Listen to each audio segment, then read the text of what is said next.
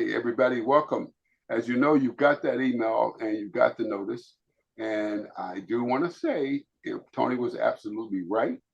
This media collaborative has returned. We came out during the pandemic and we peaked at over 200 members a day with a very strong following. We ended it when people went back to work and went back out there, but we first held our first media collaborative in March 15, 2019. And we hosted virtual happy hours that would bring communications, marketing, and public relations leaders and entrepreneurs together to discuss topics that was relevant to us. Our most prolific and first broadcasters, how do I pivot? Because we were stuck at home. How do I keep my audience and what is my branding, my messages from a virtual standpoint? At that time, we were all new Zoom users. And when you check our website, the Media Collaborative YouTube channel, you're going to see some of the things we discussed. We went from discussing how do you pivot, how do you create an audience because you're in the pandemic, you've been sequestered at home. We went all the way into how to rebrand our persons, how to do messaging centered around COVID. And then we also talked about the political and combatant climate there. And then we led to entrepreneurial tips. One of the biggest workshops we had was the one on certifications, how to get your PMP, your APR, and the other things. So today we're returning, we're back. And we hope you'll join us for the rest of the season sessions that we have. We're going to be doing once a month. And today we're going to be focusing on presenting to the Media Collaborative and all of you members, Dr. Patrick Cook today. And so today it's going to be a focus on the whole world of AI. I am lucky enough to have Dr. Cook as a friend and as an ally and as a brother in faith. He and I joined a call that started during COVID. It was 19, 20 people on that call. And now we've grown to over 300 people join the call and 100 a day. And all we do is pray and talk about faith and how faith runs our lives. And we're on that call every day from 7:30 to 8:30, Monday through Saturday. We take a break on Sunday and we return. And there's a lot of loyalty and a lot of exchanges and a lot of elevation of men of color. So we're looking forward to you men of color joining that and you women who support us and love us to let other brothers know to join that call. So today we're going to do launch. I'm excited really to have back the Media Collaborative because it's a combination of content creators, public relations practitioners, media related people in the film and journalism industry. And in uncertain times, the connection was all we had was online. It was essential. These conversations gave us strength, knowledge, and community. And today we're back. And the Media Collaborative is still going to focus. We have a LinkedIn page that has almost, I think Tony's loaded up of almost 100 more jobs there just this week alone that across the country. Right, Tony? How many we put up? There's Tony. Hey, Tony. Yeah, sorry I'm late. This darned Zoom workplace does not like my computer, but yeah, I think I don't know. I'm gonna have to take the computer to a shop and have it looked at. But yeah, usually on an average week, I get in positions in communications, marketing, and PR. I get anywhere, most weeks I get about 30, 35. The good weeks I get 55 or 60, and they're broken up into three categories. They're jobs that are domestic in the United States. We get international listings. We also get listings for specifically targeted to college students, internships. So we put those out. We put those out every Monday on the Media Collaborative LinkedIn page. And because of character count, it usually has to go like 6 or 7 different posts. But we make sure that we get those jobs out there, and that has grown. That has really exponentially grown our followers, the number of followers we have on that LinkedIn page. When we started that page, I think it was back in maybe like 2020 or something. I think we only had about maybe 20, and right now I know we're pushing like 200 or something. Yes. And the best thing about it is these are people that are not only all over the country, they're all over the world. Again, I'm seeing posts and people are asking me questions about jobs, and they're from different parts of the world, from Asia, Europe, even Africa, looking for work. So our messaging is going global. Yeah, and I love the fact that we have 215 members as of today in the Media Collaborative LinkedIn. We have 787 that are part of Ad Color 2, which is the African American advertising industry advocacy forum. But we also have 6,000 followers on both pages, a total of 6,000 followers. Tony reminds me of Monica, who chimed in from London, England, because she was saying, I'm looking for other Black people. And she didn't have any other. She was from Africa, but she was a PR person in London. And of course, there's our good friend who shows up at every convention, Alfonso Marsh, who is in the middle Africa, parts of the Congo and parts of Sierra Leone. And he brings a lot of the people in the continent to our process. So I want everybody to know all of that, because it's been what, Tony, it's been 2 years since we've had the virtual happy hour, I think. And so we decided to reconstitute it because it's going to be a series of elevations that we need to do, especially in what Dr. Cook is going to bring to today. And I didn't let you down. I know Jamaica doesn't want to show her, but I have my drink right here. I just ain't going to tell you what's in it. But this is a virtual happy hour. And I don't know if Karen's going to show on, but I did get her a drink. If she shows up, she gets the bottle shipped to her, right? So it's a virtual happy hour, and we're here. So let me go ahead and introduce our speakers, since we've been recording this, and it's going to be broadcast to all those groups, which represents about 9,500 other people. So let's get started. I tell you, we're honored to have a good friend, a good ally, a major source of intelligence. So I want to be honored to welcome Dr. Patrick Cook. Dr. Cook is the founder of Tailor Made Training and Consulting, where he delivers a practical AI training for professionals across industries. He also serves as a principal architect of shamroq.ai. And I'll drop that information in the chat so that you guys can grab it. Let me do that. And Shamroq.ai, an AI-powered compliance automation platform supporting defense, finance, healthcare, and other highly regulated sectors. And before entering the tech company, Dr. Cook served our nation. Thank you, sir, for serving our country. He was in the U.S. Army, although my family's an Air Force family. We are descendants of the Tuskegee Airmen. We love our Army folks. You were a sergeant first class as a senior fire consultant control. And we're going to talk about that a little bit later. And during the Gulf War, too. That way, you coordinated precision targeting and managed digital fire control systems to combat operations.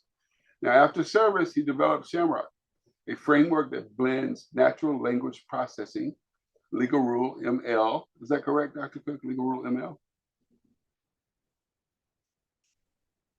You'll have to. Yes.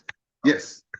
And OpenAI's largest language model to extract obligations, permissions, and prohibitions from regulatory text. Dr. Cook's career has spanned from senior roles as principal consultant engineer, technical program manager, adjunct professor of computer science, and his professional achievements. He's a proud husband and father of 2 remarkable sons. One of them is named Patrick, wonder why. And we're an award-winning author who has a new book coming out, Jamaica, so we may need to get him in the author showcase at NABJ. And Dr. Cook holds his PhD in mechanical engineering. Please join me in welcoming Dr. Cook. And Dr. Cook, at the end, Tony's going to gather the questions we may have, and I have a few questions for you too, but it's your show, and you can go ahead and start your presentation now. Thank you for being on the call. Awesome, awesome, awesome. Thank you all for having me. And hopefully you can see my screen. That's just it. There it is. We see it. All right. First and foremost, Terry Allen, thank you for the opportunity. NABJ, thank you for this awesome chance to be able to kind of share with you what I do specifically in AI and in my understanding of how the AI is going to impact your profession. And so I'll try to give you at least some insight on to where I see things are headed and where things are, especially in the wake of this new legislation that the president put out, this new opportunity that they're looking at into purchasing TikTok. And then there are some other things that are shaping, especially diversity and equity and inclusion with respect to how we are able to kind of share our voices. So without further ado, let's get started. So I broke this down into three topics. The first one is really being in the area of media and AI. And in this particular area, I want to look at how artificial intelligence is shaping content creation, look at the credibility, the audience engagement, the impacts of that, and then we'll shift to diversity and equity. And then lastly, I'll talk about the practical insights in entrepreneurship, especially in the age of AI, and what new opportunities in these particular uncertain times. So, Terry already gave a little bit on my background. As he talked about, I served in the military. I was in the Army 12 years, 11 months, 15 days. I actually got my undergraduate degree at the University of Colorado in Colorado Springs, and my master's in computer science at the University of Colorado, Colorado Springs, and my PhD at Texas Tech University with a concentration in transdisciplinary design. It was out of the mechanical engineering department, so my degree is in mechanical engineering. But I looked at this idea of multiple disciplines addressing a particular problem. So if you consider a person having malaria and you go in as a doctor just to address the disease itself, that's kind of a unified way to address it. But if you think about it in the context of transdisciplinary design, you look at not just the disease itself, but you look at the nutrition, you look at the economic situation, you look at the environmental situation. And so you kind of put all of those domains as a part of the solution, as opposed to just looking at the malaria. So that's the idea of transdisciplinary design. So when I talk about these areas in AI, I look through that lens of a transdisciplinary one, not just looking at the tech itself, but what's the impact of psychology? What's the impact of policy? What's the impact that it has on media? So the lens that I talk about is really steeped into those areas when I look at this artificial intelligence space. And so let's talk about the first one here, media and AI. So when I think about media and AI, I really think about how it's shaping content creation. Specifically, when I think about the area of the way that individuals create content, they're able to really do that at a rapid speed, meaning how fast, and they're also able to do it at scale, meaning how far with the distribution rate. And the impact of that, or at least the issue I see with that, is because it actually provides an opportunity for information as well as misinformation. And we're moving at such an unprecedented speed. It's really hard to really to decide what is good and what is bad, if you will. Who are good actors, who are bad actors. Not to mention, when we think about this, everybody now considers themselves a journalist. You know, I think there was a transition that happened several years ago when the news media started to consolidate. And then not only did they consolidate, then you began to have organizations transfer from news into more opinion. And so there was a line that was being blurred there. And in my estimate, it opened up this opportunity for now people to kind of, be journalists, if you will. And so today, the challenge is not just about creating content, but it's knowing what to trust, who to trust. And then when you think about these new platforms, you have these algorithms that are able to amplify voices, but they don't just separate fact from fiction. So even though you're seeing AI providing the opportunity to highlight individuals, we don't know whether or not something is true or false because there's not a lot of fact checking going on. And then when you think about the credibility of the media, it's no longer defined just by evidence. It's also shaped by sentiment, engagement, and ideology. Let's say, for example, you have, and we see this a lot with the president A lot of times that he make a statement, it may be fact checked, it may be debunked in a lot of ways, and it may be in some instances totally false. But because he has such a major following, shaped by the sentiment of the people that he's interacting with, it becomes this kind of lost into the ether, being almost true because he has the engagement, he has the ideology. So, which means that you're not allowing fact to drive the conversations anymore. You're really allowing sentiment to drive the conversation. And AI is really amplifying this opportunity. That's why understanding how AI curates and magnifies information is not optional these days. It's essential and almost mandatory, not just for media, but for leaders and educators and entrepreneurs and nonprofits and churches. Everybody needs to be aware of what's going on in here, because really, you're thinking about this ecosystem, it's not fractured. And not to mention, they're not only fractured, there's a credibility associated with it.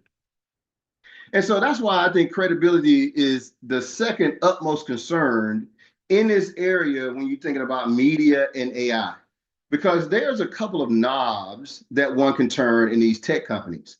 They can turn these algorithms or these recommendation systems that can tell who sees the content, and not only who sees it, what content is to be seen. That's why when I think about what's happening right now with TikTok and the government looking at the opportunity to purchase TikTok, they're having, at least according to Reuters this morning, Lachlan Murdoch, which is a media mogul, Larry Ellison, which is the CEO of Oracle, which is a data mogul, and then you have Michael Dell, which you talk about infrastructure. And so when you look at the direction that we were already taking, now you have this media, this platform, TikTok, now being owned by the government, that has been really providing an opportunity to show you that they are willing to turn these levers to their advantage. It becomes a really, really challenging situation for us. So when you think about how AI is being pushed out at the rate and at the scale, and then you look at the fact that the credibility is now a concern, and you layer on top of that the fact that TikTok now may be owned by the government with such an ideology that we may be in a situation where not only are we talking about not being included, but being fed information that's could potentially be unfactual, not factual. And so when you think about these knobs I was talking about, when you think about who can see what, right? There's an idea in tech that is what they call audience segmentation.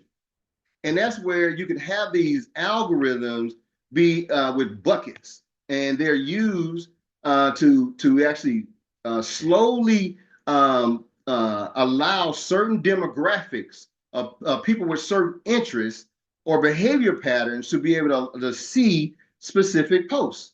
So as an example, let's say I create some content and then I push that content out. The platform can decide to segment my particular post into a particular area. Now, they can firewall it off, or they can allow to open that up into a broader audience. Now, depending on the content, because that algorithm can be tuned, if you will, that creates a problem. Now, when you think about this other knob about what can be seen, you're thinking about the situation that, again, we're not talking about fact, we're talking about sentiment. So if a person was able to see some information, and whether it's factual or not, if you see people starting to like that comment or like that particular post, they make comments on that particular post, they begin to share it. So that because we're not talking about at that time providing factual information, we're talking about providing information that people are willing to engage with, and which is a different a paradigm when we think about what media, at least what it was intended purpose, especially journalism. And so people are out putting out this information in the spirit of journalism, but they're not in all cases being fact, or they're not sharing both sides of the argument, or they're not, providing a foundation where people can truly get engaged and understand. They're just providing their opinion.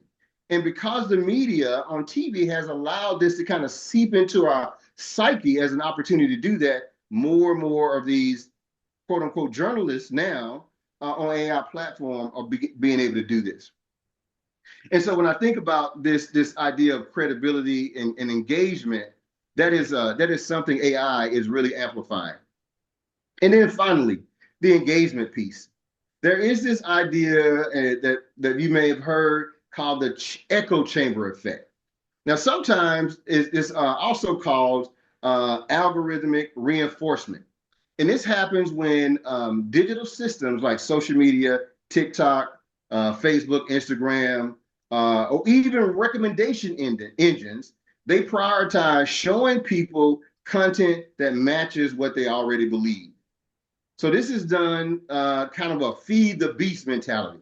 Because these platforms are designed to keep us scrolling and clicking and sharing, it really doesn't allow for a lot of facts checking or content that we can use to our benefit. It's really about feeding the beast, feeding our own behaviors.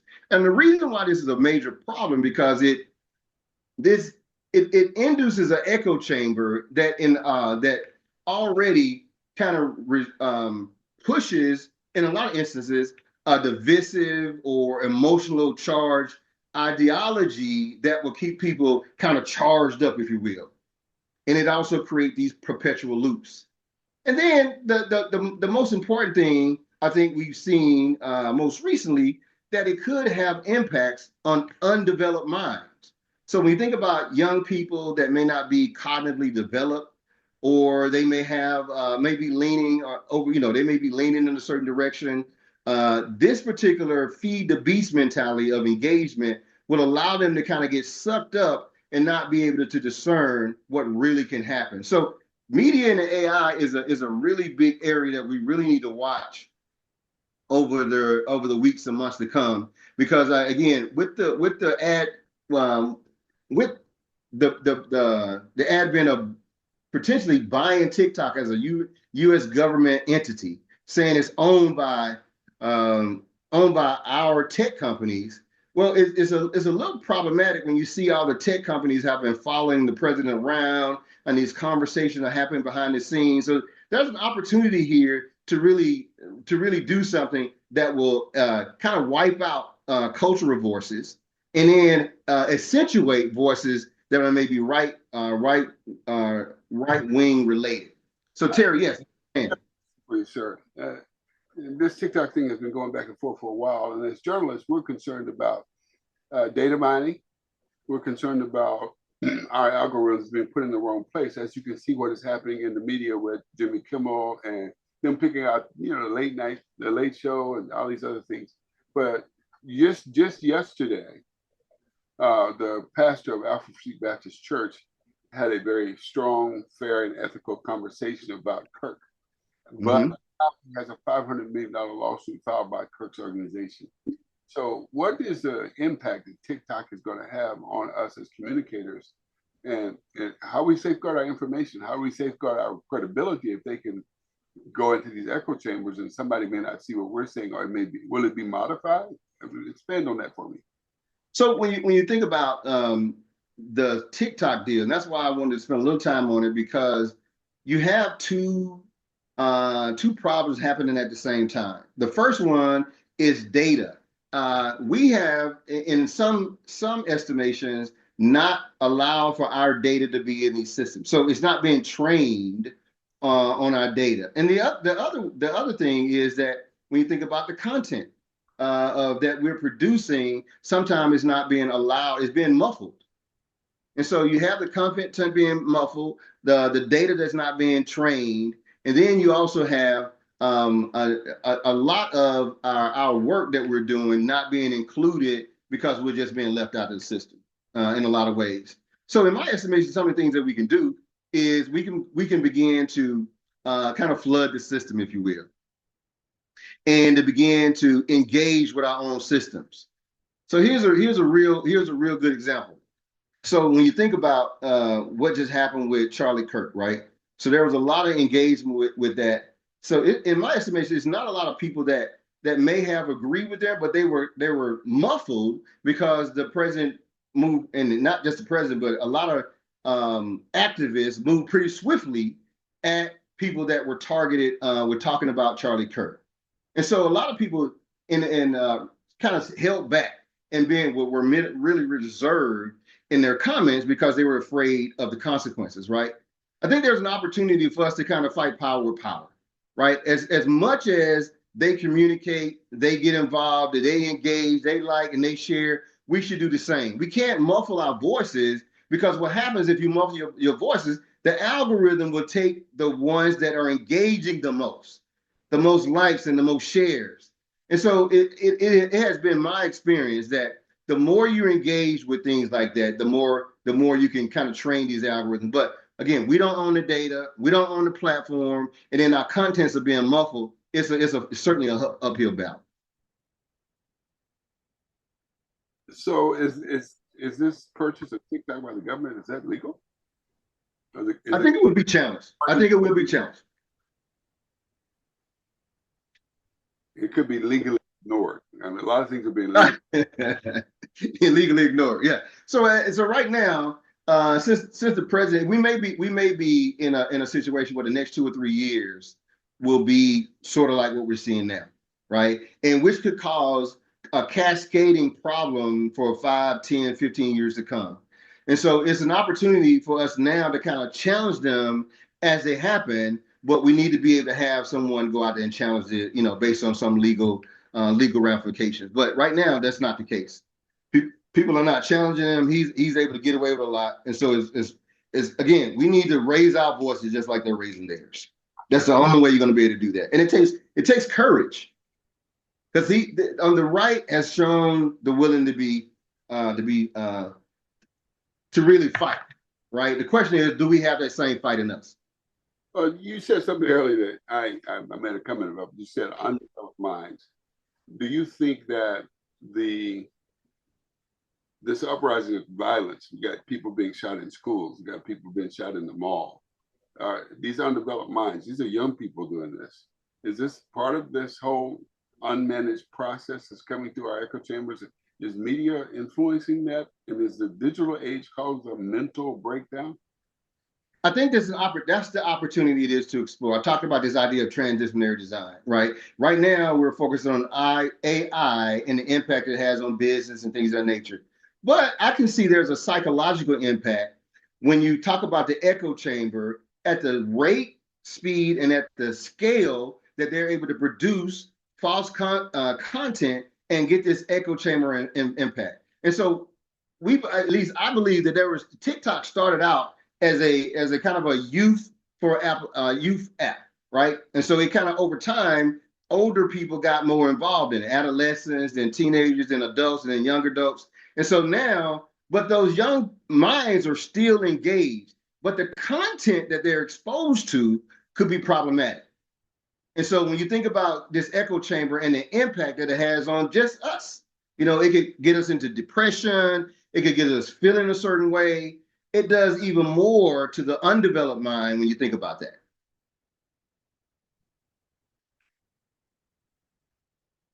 One last other question, and others will have questions in a minute here, but you keep saying we don't own the platform. Is there some hidden message there that we need to go out and own something? Because my thing was, when Twitter went from Twitter to X, Black Twitter was the largest algorithm machine that Twitter had. Why didn't we just go start our own Twitter? I mean, why did we just Black Twitter? Why didn't we launch our own? We need to own our own platforms.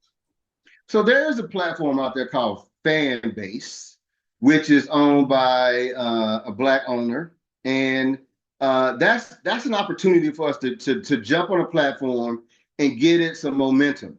So Fanbase is out there, but it's just like everything else, right? And so when you think about and just being frank, when you think about Blacks opening up business, we're thinking about we opening up stores, right?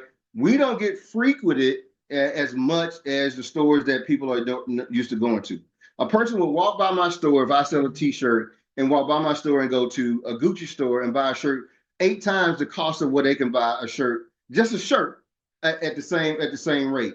And so when you think about these platforms like Twitter, Instagram, Facebook, we don't own any of them. So our content is easily being turned. Those knobs I talked about is easily being turned, right? And then when you think about choice, where do we go? Where do we go to and have our voices be heard? You know, if you walk around and take a survey and ask how many people support Roland Martin on a daily basis or a weekly basis, it'll probably be up in the air, or most won't even know, right? That's a news platform that one could use at the same time. But instead, we go to the mainstream media, ABC, NBC, CBS, to get content, and then less so much these, and then the voices that we may hear online may not be journalists at all, right? They're just opinions. Tony, I see your hand.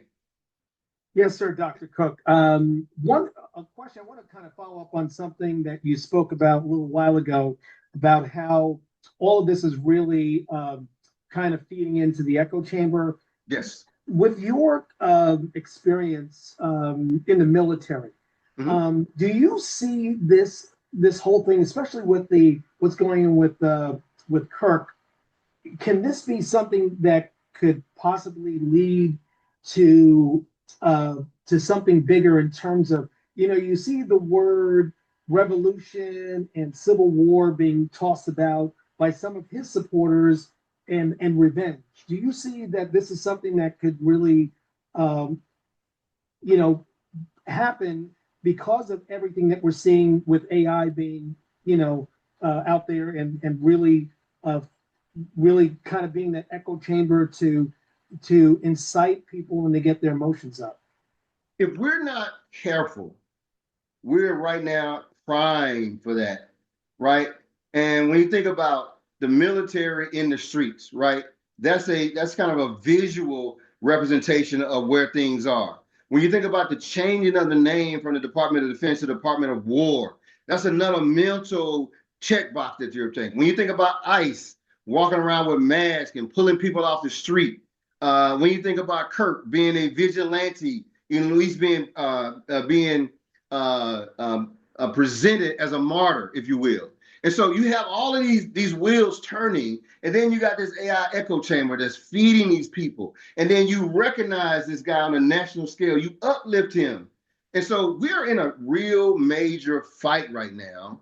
And it is really not the masses that are engaged, but it is the government that's supporting it, right? So it seems as if it's all over the place, everywhere, all the time. These tanks, and then you see ICE in the news media, and then you got these one-offs where they're attacking these children. It could really be bad and get worse if we don't take control of the narrative, in some way. Well, you're speaking our language, sir. Our last meeting is called Controlling the Narrative, and then the power of AI. Jamaica, go ahead with your question. Thank you, Terry, and thank you, Dr. Cook. I just want to say everything that you're saying is so important. I actually saw the Charlie Cook Memorial, and everything that you're saying, to see the 60,000 people there in that Arizona stadium and people honoring him as a martyr. And then just having briefly looked at his social media, it's all encompassing, right? And I think that's what some people want to see, is to see it just becomes just cyclical, right? It's a feedback loop. That's right. A big thing I want to add, and I'm facing this as a professional in the middle of my career. I graduated college 15 years ago, and at the time, YouTube had just started to ascend upon its sunrise.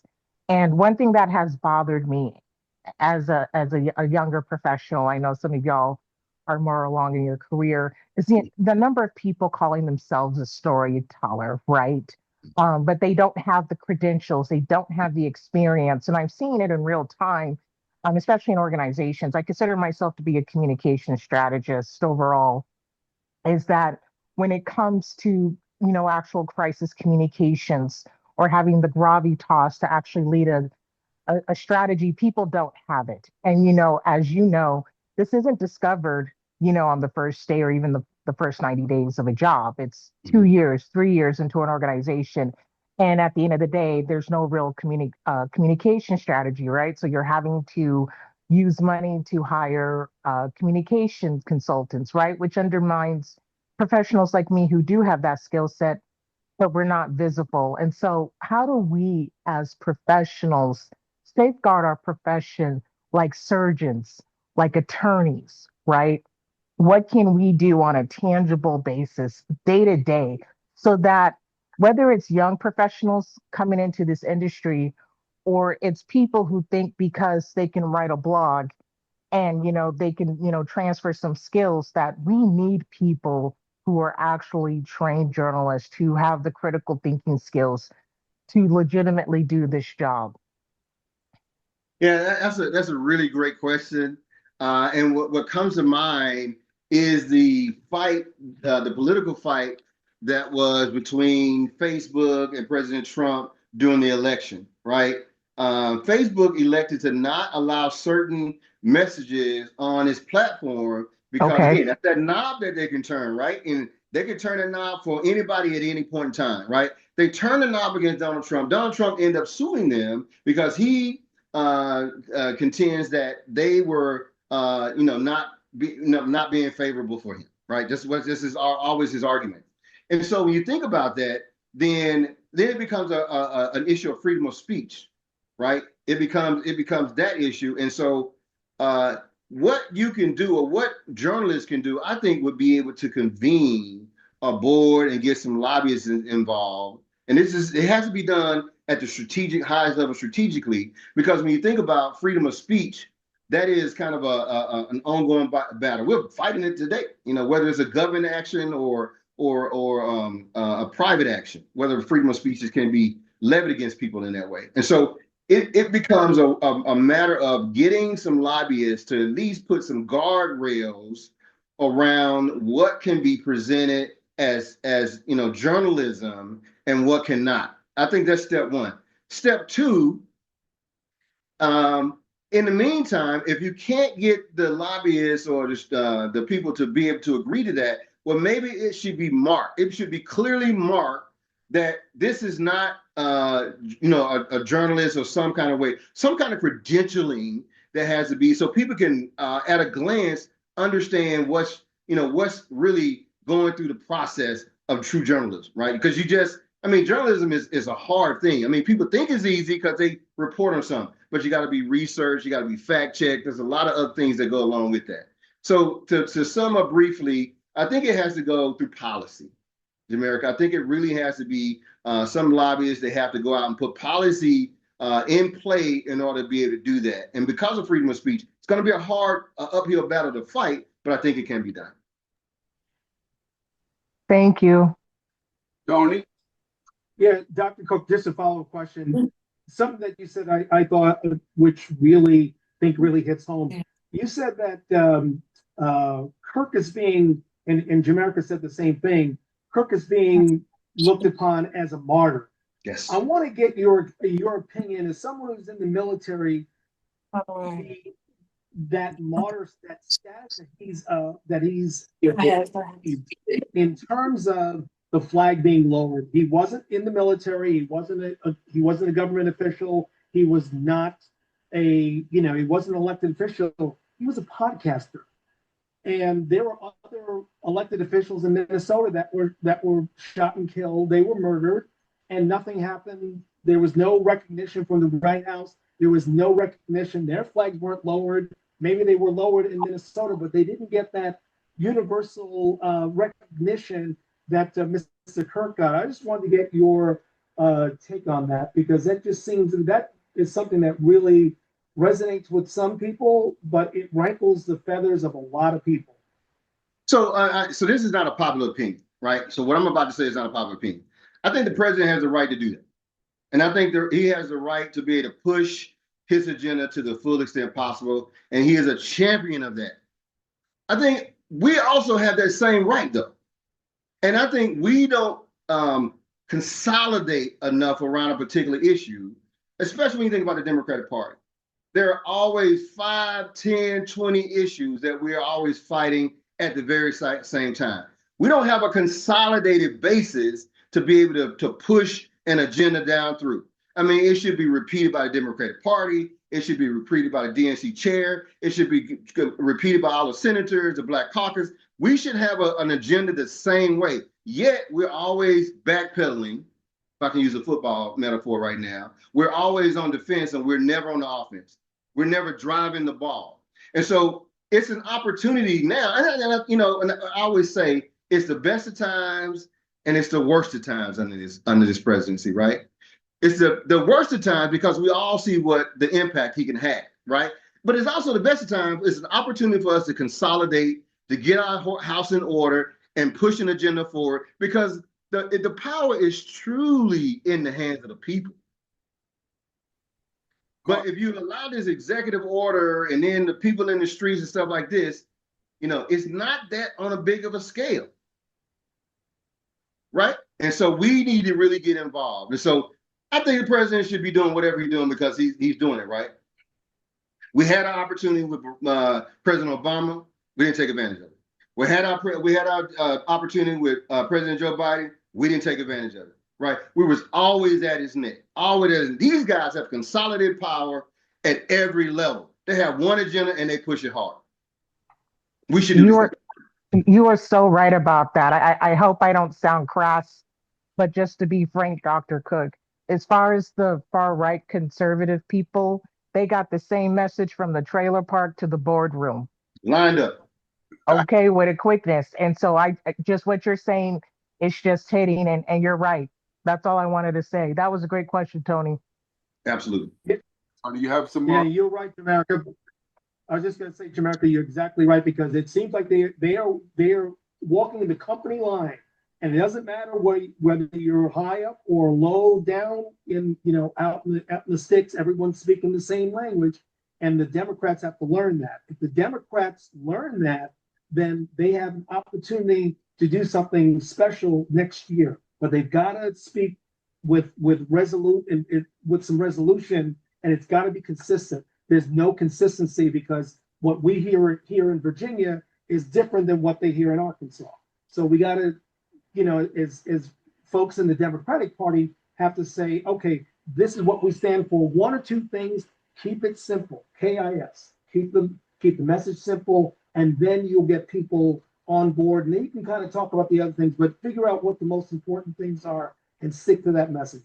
All right. Absolutely. And you think about the military analogy to that. You talked about the military, their uniform. We believe, we may disagree or whatever behind doors, but when we come out of that room, we move in formation together. And so that's what they're doing. Well, I want to hear from Maria first, but I want to say this two things. And it comes from my grandmother, and Patrick knows I got a column called Big Mama Said, but Big Mama said, once upon a time when we were colored, we won. Mm-hmm. We broke up our ecosystem, and we had to build an ecosystem. Someone's asked me about Substack and all these other places, and when they were talking about boycotting because of the effectiveness we did with Target, they thought, well, we need to get off Facebook. And get on what? We need to not ship on Amazon. And ship on what? And so we've lost our cultural memory that we are the purveyors who built pyramids, highway systems, and medical systems. We don't know that we need to take back our neighborhoods. Doesn't mean that we need to be segregated, but we need to have some ownership in the game so that we can do that. And so I'm glad I'm listening to everyone here. But when for instance, when our sister friend was removed from MSNBC, the Read program, we should have had a network for her to go to. Okay, we should have had a platform. She's on another platform. She's still making money, but we don't own that either. I get in the middle of stuff, and I shared this with Patrick, Dr. Cook before. I'm sitting here, people say, oh, hey, I don't carry a business card anymore. They give me their phone and say, here, scan that QR code. That's the easiest thing we can create in terms of ownership. And every QR code company, hello, Blink, is not owned by us. And I think we should have one. It should be called Blackity Black. But anyway, that's just me talking. Dr. Patrick, I have a question for you, but I'll let Maria ask hers and then I'll ask mine. Go ahead. Okay. Maria, introduce yourself and go with the question. Hi, yes. Hi there. My name is Maria Morales. I am a reporter currently at an ABC affiliate. Um, so you can only imagine what life has been like the last few days and really the last couple of weeks. So, but I wanted to really respond to what Jamaica said. The question that you asked is really good. And I think it goes back to something that Terry has been mentioning to our media collective for a while, and that is certifications. How can we tell people apart? I can't remember. I was in the elevator coming up to my apartment when I heard one of you talking about lawyers and how do we know that lawyers are they have their own whatever. It's the same thing that we now need to really hone in on and emphasize are these certifications. One, this is the importance of being with organizations within your own profession. I stress that with young journalists all the time, young people in even not even outside of journalism. What is your profession? You need to be networked. It says something, and I will say that I had a resume review last week with a corporate recruiter in my company. And at the very bottom of my resume, I showed her the general resume, which has no affiliations or anything on it. Then I showed her my CV because I intend to apply to larger company, colleges and things like that. And they usually want more detailed history instead of just the last 5 or 10 years. On that CV, I had my affiliations. She gets to the bottom of it. She says, "Let me ask you a question. Why do you have these down here? And why do you not have them on the other one at all? Those affiliations matter." This is from the corporate recruiter. Those affiliations matter because to me, it shows me that you're networked and that you are training because I know all these organizations do training from SPJ to NABJ. They all do training. That shows me that that you are in a process of continually improving yourself and seeking out opportunities to improve yourself. I was like, whoa, I'd never heard anybody explain it to me like that. And I will say she is an African American woman, corporate recruiter at Scripps, who said this to me. But it was, but it goes back to what Terry has been saying about us trying to get certifications and accreditations. Um, that's what's really going to separate, really go back to our card, who's a card carrying SPJ member, who's a card carrying NABJ member, who's a card carrying AAJA or PRSA member. Who is That's for lawyers. That's how you could tell the difference of somebody who's a crack lawyer or a doctor. That's how Yeah. they Yeah. find out who's a real doctor and who's pretending to be a doctor at a hospital. All of those, every one of them. You're right, Tony. Sherm, that's a big one. Yeah, you have to have those. That's what makes the difference. It's that extra level. It's the difference between a real estate agent and a realtor. Yeah. Anybody can be a real estate agent. Not everybody is a realtor. And people who are realtors are very persnickety about you making sure you put that designation on them I because know that's anybody right. can have a day job to do that. So I think that really, Jamaica, to answer your question, that is one of those ways. We have been saying this as an industry that every Tom, Dick, Harry, and Sally now wants to be a content creator. And unfortunately, because they know how to work social media better than us, especially us old heads, they have the captive audience. But what's going to, because those folks, some will show up, but most of them who do that kind of work are also people and I always try to say we're never former journalists, people who were working outside of a newsroom, But I think going forward, we really need to emphasize these industry memberships, and really reach out to our industry organizations and make sure they are emphasizing this is how you can separate us. This is how people can make the difference. Man, Is where's that logo, that certification, that whatever it is, that stamp, that card. That's what we need. Dr. Cook, how can we develop that? And I'm going to piggyback on what Maria. Hey, Maria, look good to see you. But I want to piggyback on what Maria said, what Jamaica said. It's our credibility that's on the line. AI can undermine credibility if we don't load enough data in there showing them how credible we are. And we also need a way to prove that we're credible. And one of the questions I had, and this goes back to what you've done with your company, you built a framework for Shamrock that translates complex rules into plain language. Mm-hmm. And similar AI tools help PR professionals and journalists navigate who's capable of crisis communications, who can handle, who has the credibility to manage and mitigate reputation management, and more extensively, how we use AI to qualify that we are the credible practitioners, and some people are just pop-up PR or pop-up journalists. So if I may be frank, the challenge you're going to be faced with is a speed scale. I mentioned that at the early of the program, right? It is my understanding that a journalist have to have credible sources. And you just can't really put out material without it being vetted to some degree. That is a constraint on speed. And so when you think about the speed at which society is moving today in this microwave generation, when something happens, it's on social media right away.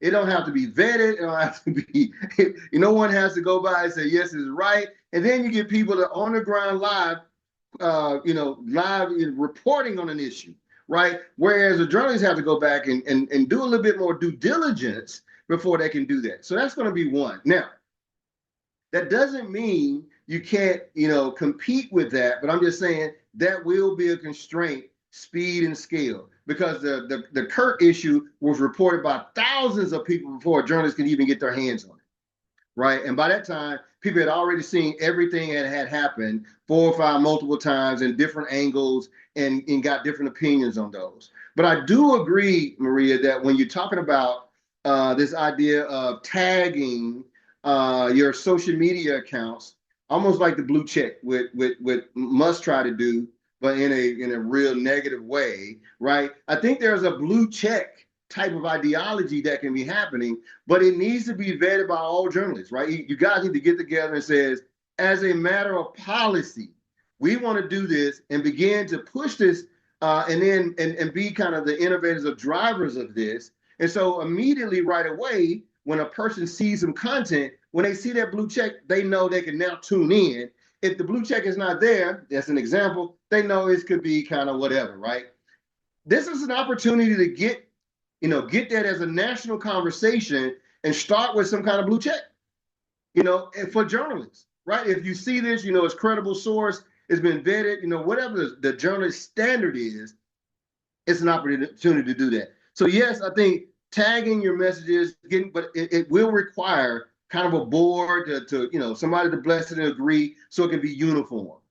Because as soon as somebody strays off, then you may have an issue.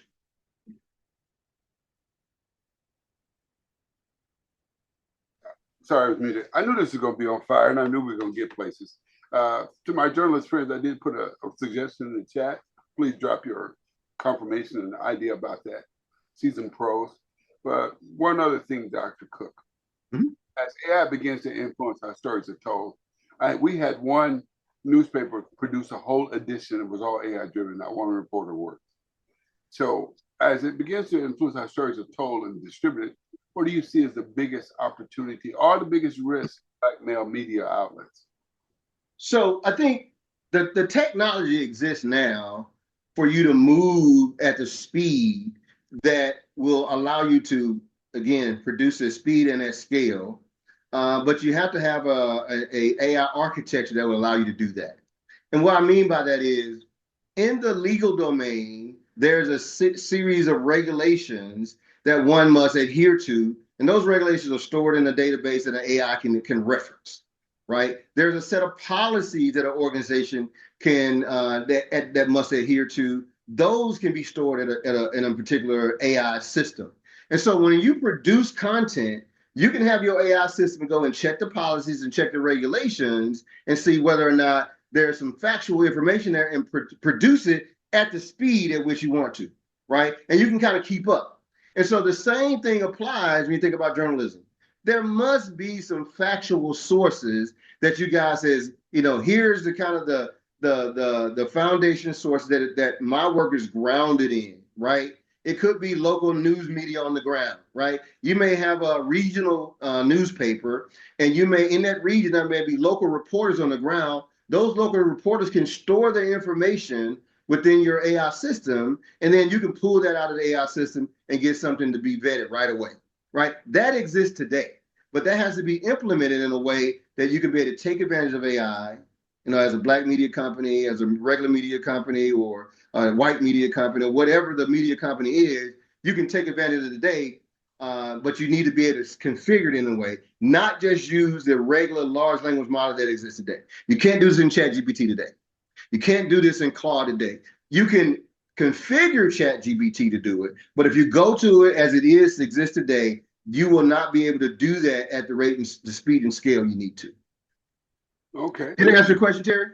Yeah, you're getting there. I think it's good because I think we need to understand that AI can be our best friend. Yes, it can. Our best friend is to be our powerful advocacy. It can do things that we would take a week to do. It can do in 10 minutes. That's right. And not only are we talking about controlling AI, but getting into the thing that develops the most powerful thing is prompt engineering to me.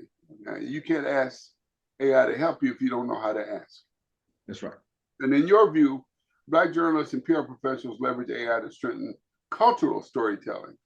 How can we do that? How can we expand our audience reach and include and strengthen our cultural storytelling? Well, I think that if we go back, if I were to think about this along kind of three vectors, right? Vector one is where you're getting the source material from, right? At speed that can produce articles, hour by hour, right? You need to be able to have a source system that can be able to produce, storytelling, with guidance on the prompt engineering at the rate and speed you need to. So that's the first vector. The second vector is for the information you do not have, you are able to use AI into what they call agentic AI that can do the research for you. You can give the system now in an agentic way to go out and do the research for you and then come back with reports, not only with reports, but with citations, attributions, things of that nature. So you can go back and fact check it. And the third thing is you need to be able to get your message out at scale. And that requires AI as well, but you can do that by using an automation platform that would allow you to do a workflow. Reads the story, does the research, goes out and pulls the stories. You can fact check the stories and push it into a workflow. All that can be done in an automatic way using AI today. ChatGPT with an API can do it. You can do agentic AI can do it, and you can use tools like make.com and NAN to do workflow automation. All this can be done. Dr. Cook, we love you. I do have a gift for you. One is electronic, which is a book on AI. Another one's an autograph book I have here. I was going to give it to you when I saw you, but I forgot. But we're going to let you finish your presentation. We want you to go through it real quickly because we're at the end of the call. But okay, I have to ask this question. Yep. Someone like yourself who has worked in defense, tech, and academia, you're talking about credibility, you're talking about security levels, and you're talking about being the expert over other ones, okay? But what advice would you give Black media leaders about this AI-driven information economy so that we can be ahead of the game? What's your tool? Yeah, what's interesting, I would say stay connected with somebody that's their domain. Like I can provide you guys with a wait list that I can provide you information that's relevant to your domain, right? So if you would consider that somebody in media, they're after the story. They're after getting the story right. They're actually out writing. Not what this idea was happening in AI, right? This is happening in the background, but for you to try, or someone in media to try to keep up with what's going on in the day-to-day activity, right? Because it is a lot of movement, especially around politics, around sports, and around entertainment. There's a lot of activity. And then there's also a lot of activity that's going on in the background with AI. So trying to keep up with both may be problematic. And then try to discern what's relevant to you, what's media relevant, right? So one, I would say, sign up for my wait list, be a part of my newsletter, right? But you can also go out to ChatGPT and enter in there, says, hey, send me anything that you find on a particular topic in AI, right? Because AI is vast. You got text, you got image, you got audio, you got video, you got workflow, and then you got this idea of agentic AI. And all of those are just, streams in their own right. And so trying to keep up with that on your own and then trying to shape it around a context that is relevant in your domain can be difficult. So I either, sign up for my wait list, I can drop that for you, but certainly you can have ChatGPT send you a reminder or do the research for you and then report to you on a daily basis or a frequent basis on ideas that are relevant to your domain.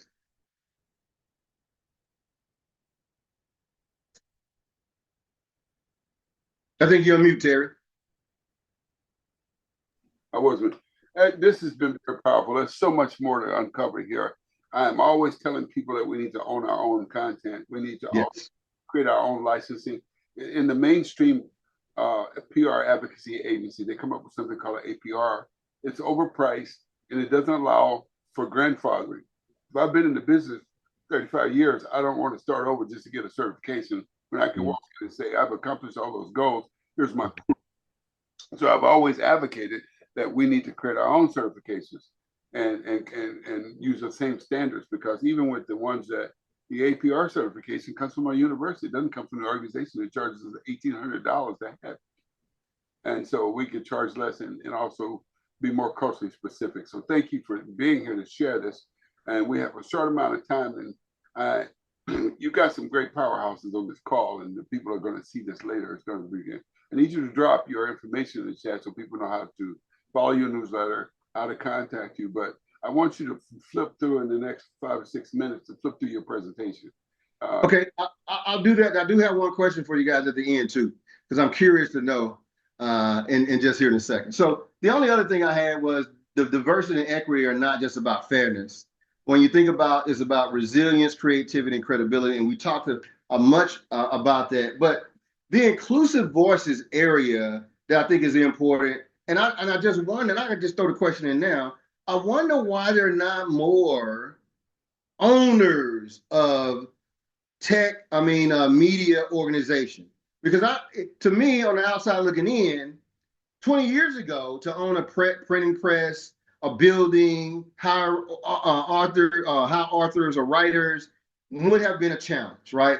Today, with AI and with the advent of social media, why is it not more media owners of technology? So that would be my question. It's rhetorical for now, but at the end, I'd like someone to address that.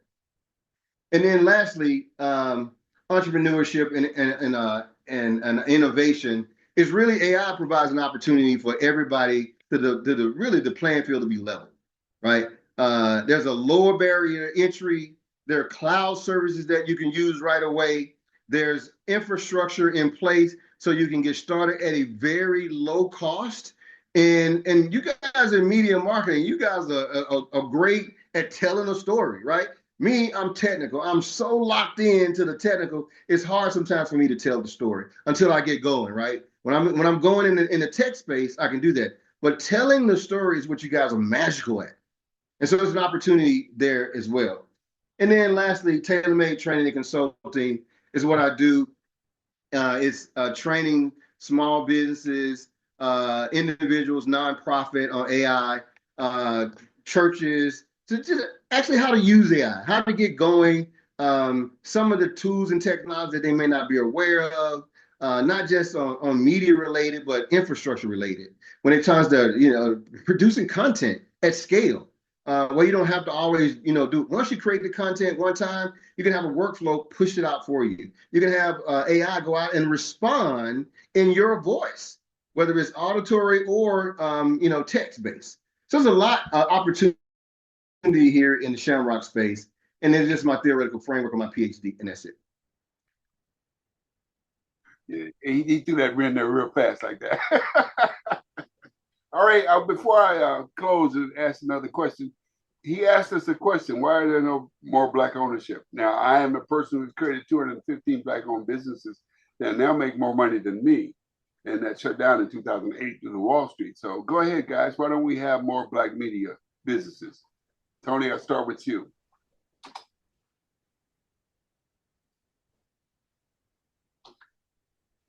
I think one of the biggest issues is access to capital, money, being able to get that seed money. We know that there are programs available, but access to capital is a big issue for a lot of people, especially right now where we sit and stand with the economy basically tanking. A lot of people out of work. You have folks who would love to start their own businesses, whether it be Black media or something else, but don't have the financial wherewithal at this point to even begin to broach that idea. So I think sources of capital is a big issue. I would like to add to what Tony said, which is a knowledge base. How do you even do that, right? And I think also too, and Dr. Cook could probably speak to this, people are just, trying to survive, even if they're doing well, right? I think for some of y'all, I know, Terry, I know you've spoken about taking care of your mother. And so people, they're taking care of their parents, children, trying to pay a mortgage, trying to meet their deliverables at work. So I think it's a combination, not just of knowledge base, how do I even do this, but having the energy to even do it in the first place. And I think those things are very relevant, especially in our Black community, where even if we are Black professionals, for those of us who get to a certain tax, bracket, there's still an expectation that we're still available to family and caretaking. Does that make sense, Dr. Cook? It does, because I understand it intimately well. One of the things, the follow-up always question is, so why is it not more of us that work together to do that, right? If when you think about this, everything that I see in my field, we're doing it by ourselves. I'm looking around, I'm running this race, I'm looking over, and somebody else running the same race. We're trying to do the exact same thing. The best example I always talk about is barbershops, right? So you got barbershops on every corner. Instead of having one person do, provide the supplies, one person, fixing the equipment, and then one person, actually doing the barbering, right? So you have this opportunity here, and we should work together. And again, that's another opportunity for us to work together in all of these fields of human endeavor. So I just raised that question because I think it's something I will continue to push and drive, right? We're in corporate and we're treated poorly in a lot of cases. And we're forced out, and sometimes we are primarily holding up the organization, in a lot of cases. And then we get pushed out, and then we're back to square one again. So I just always like to ask that question to any audience I'm talking to. Question. I'm gonna give my answer too, but Maria, do you have an answer for the first question before I give mine? I'm waiting on you, Maria. I saw that you put it in the line what Tony had said. So, all right, Maria, I'm gonna give you my answer. And I agree with everything everybody just said. And because I took 200 people out of and turned them into business owners, and they had to create income. And the first year they created $2 million in income.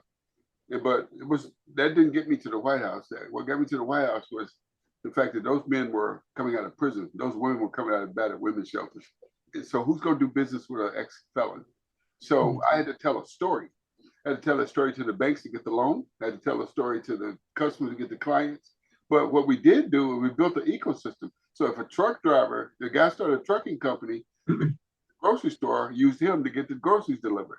So there was a covenant inside those 217 people that we have to do business with each other before we go outside that space. So yeah, that's one of the issues, is that we don't support our own, and we don't build an ecosystem. Everybody has a spoke and don't realize that they think it's a wheel, and it's a spoke. And so and my bigger answer is, we have lost our cultural memory. I'm going to put that in the chat because I want you to read it. It's from Anthony Browder. It's called What You Should Have Known If You Read the Browder File. We've let our names go. I remember when you couldn't call me black because it was negative. I'm a Negro. Why you call me black? And see how we've evolved? We've surrendered our way of life and our culture. When we took over people don't understand. I spoke about this in Atlanta at the Media Institute. When A. Philip Randolph unionized supporters, not only did he create more money and income for those people, most of them had PhDs working on the train, but he created a communication system that got black newspapers in 25 cities overnight. So we've lost our way of life. We've lost our appetite so that we don't even go among ourselves to create our own culture. But the other thing is, we drink the Kool-Aid. We have created a false memory of not just us as African people, but memories of Europeans. That's untruthful. We drink their Kool-Aid, we destroy our own neighborhoods and let them go away, and we want to move on up and keep it up with the Joneses. So we've got to have a nationalist state of mind. When I do my event, City Men Cook, 92% of the money I spend to put that event on is spent with someone who looks like me before I even go out the door to get something else done. And so we can do this. And Dr. Cook, you can help me if you want, but I took my mentoring program. I asked 5 young black men, you have 8 days to come up with a electronic business card app that matches Blink and Hello. And I need a strong name for it. You can call it Amistad, or you can call it Hotep. But I need it out there so that you can do it, because we don't, guess what? In this day and age, we don't need as much money to start up something that could be a black media entity. And so we have lost our cultural memory, and we've got to get it back, but we got to do business with each other. I go out of my way to make sure someone gets an interview, make sure a job is posted.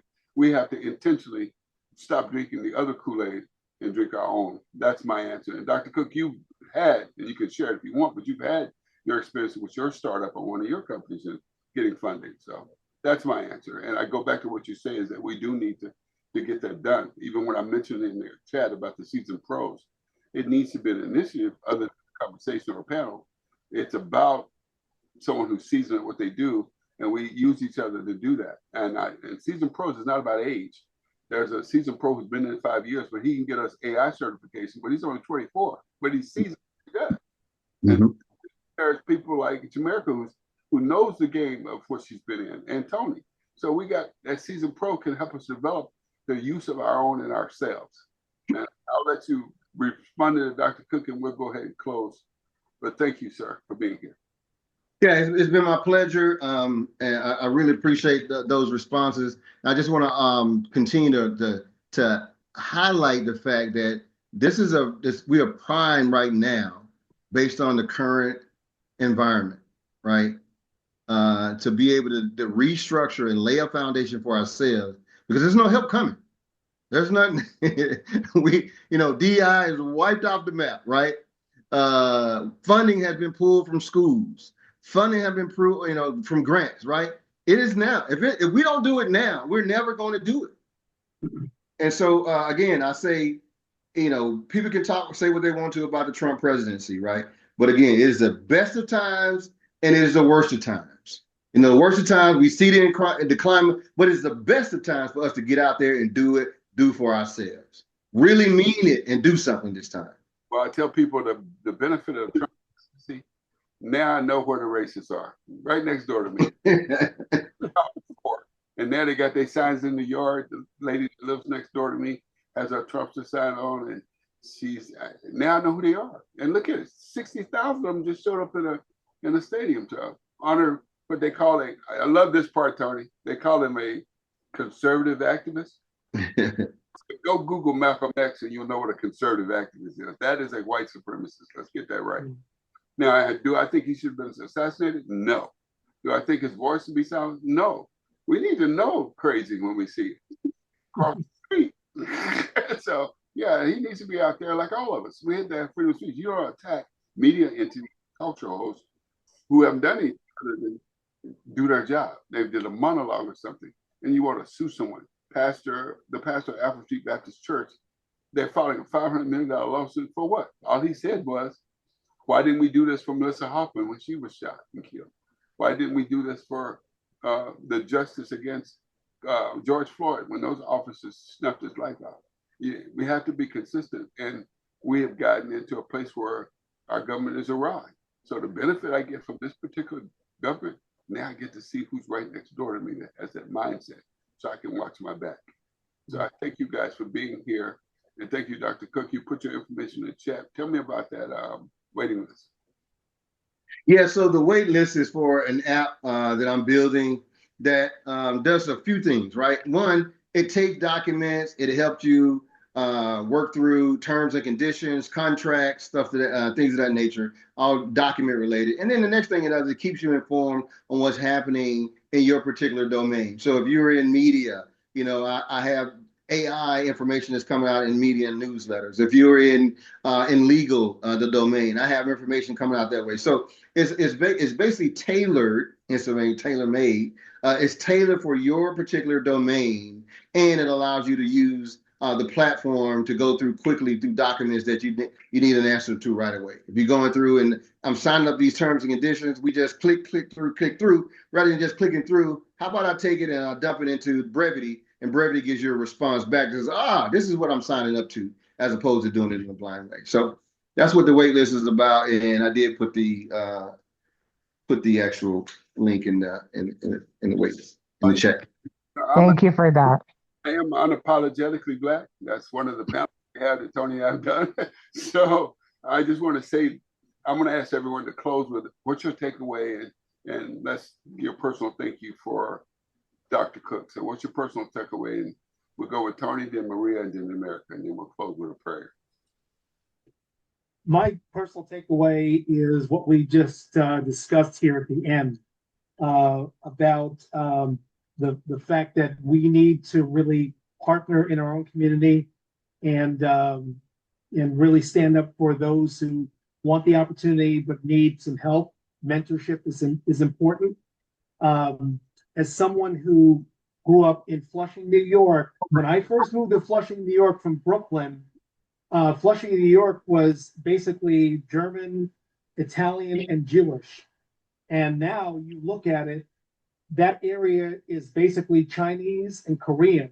Why?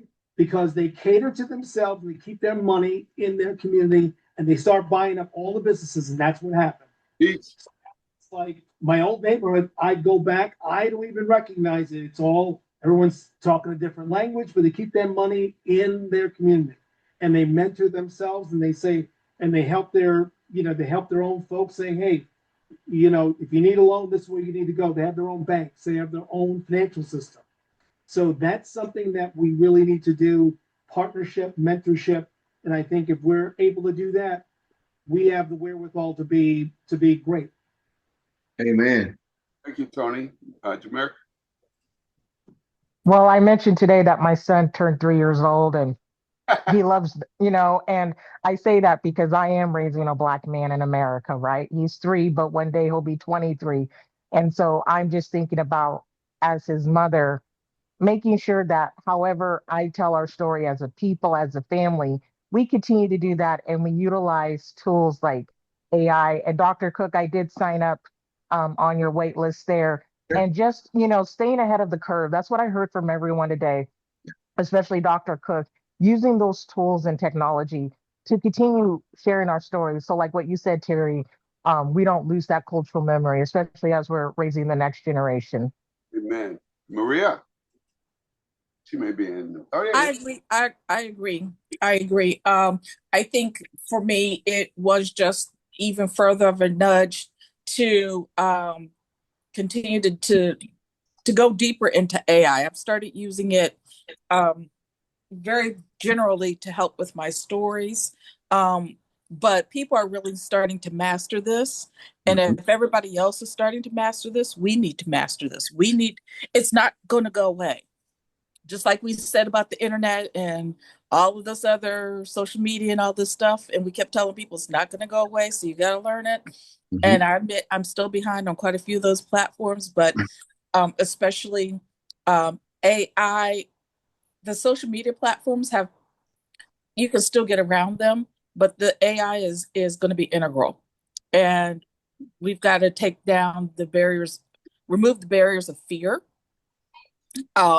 which I hear a lot of from people. And they're making us afraid. And so we have to take the forefront. We have to be in the forefront. We have to take the lead and take the charge in leading our people into this new AI world. Amen. So, hey, see how powerful my tribe is, Dr. Cook? What do you think of? Hey, that it's amazing. And I like to use that word tribe because that's what I'm doing, right? I'm building what I call an army. I ran for office a couple of years ago. And the one thing I noticed that if you don't have your army, you really can't do it on your own. So, it's not that we're all treated the same, right? Oh, just because you share my skin doesn't mean you my kin, right? So we have to be judicious about who we're engaging. And when you have a tribe like this, oh man, you well on your way. And so Terry, but you always in the right spot. That's why I'm here with you now. On a Sunday. But that's right. Collaborative has been very powerful. We started during COVID, and Maria's on the call. She always probably, we're gonna get this done again. We're gonna get it done. I said, we went back to work. We're out in the streets. Let's get it done again. So this is my tribe, and I love my tribe, and they've been very instrumental to me. This tribe stepped in when I was diagnosed with cancer, and back to back. And like I said before, and I'll say it again, I don't look like what I've been through. See, because I've been in average America. We're not supposed to look like what we're going through. She taught me that. So that's a member of the tribe. And Tony and I, we persevere. We go back and forth to prep. We had emails going back and forth preparing for this today. We know how to work, and I'm very appreciative of my tribe. And I'll never look the gift horse in the mouth. And that's why I'm looking at creating a Season Pros initiative so we can take our skill sets and do it for each other and make sure we generate that income and keep it in there. And I appreciate you, Dr. Cook. You've been on our morning call with the faith-based call, and I'm going to invite Tony to that call too, since he's a brother. And thank you for being here, guys. Thank you guys for this. As always, if it wasn't, this is when I see great things happen, especially with my journey with cancer and all the treatment, my mother's journey with cancer, and all the things I do, because I get calls from members all the time, and I have to answer, or else they will label me as not being available. And you'd be surprised when people think I have nothing else to do but answer those calls and help them with their resources. But it is about God and what He has done. So that's why I'm going to close this call with the prayer that I have. So you guys bear with me as we close. Father God, we lift up every person on this call who has stepped onto this call during their workday and their weekend, and cover them with divine favor and strength. And remind them that your grace and mercy will walk with them every time. It doesn't have to be earned. It doesn't have to be deserved. It is freely given by you. And you can't buy that. Grace is a gift that we are covered in. Override every opposition that they may go through to be who they are. Shut the mouths of those who confuse us and open the doors of our productivity. Let our presence and our shift bring atmosphere of joy for everyone on this call. We thank Dr. Cook for his knowledge and sharing and building another tribe. And we bring light wherever we're going to go. Bless the minds of these members of my tribe. I stand in agreement with the rest of us on this call that today has been successful. Tomorrow will be even more successful. Not by might, not by power, but by your spirit, God. In your name we pray. Amen, amen, amen. Amen. Amen. I'm going to drop my website in here in case you guys want to have a consultation, need to know anything else about what's going on with AI. If you're in crisis mode and say, hey, I need to find out what this is all about, you could just book a 30-minute consultation with me on my website, and then I'll gladly pick up, since I know who you are, I'll pick it up pretty quickly. So we're going to close out, but I do want you, I'm going to save this chat just in case somebody wants to hear. Y'all can save it as well. But I do want y'all to go back into the base camp and go back into our Facebook pages, our LinkedIn pages, and drop a good word about what you went through and what you learned today. so that when we repost this, the other people will tap in. But you need to do what we do. We've lost our cultural memory. We need to get our memories back. Let's promote our own. Let's talk about what we learned from Dr. Cook. Let's talk about who we are. Let's talk about the success of this 1 hour and 21 minutes. More than an hour, Dr. Cook, but we'll thank you for hanging out. Dallas didn't win. I'm very upset. But anyway, you guys, thank you for being here. I'm grateful for Tony. I'm grateful for Maria. I'm grateful for Jamaica. I'm grateful for the other 104 people that are part of this tribe. And I look forward to everybody. So I am going to close the call. And I am going to be happy that you guys are here. Thanks to everybody for being here. Take care. Thank you. Thank you. All right. We'll have this edited. All right, thank you. Have this edited soon. Yes. But thanks, everybody. All right. See you later. Bye.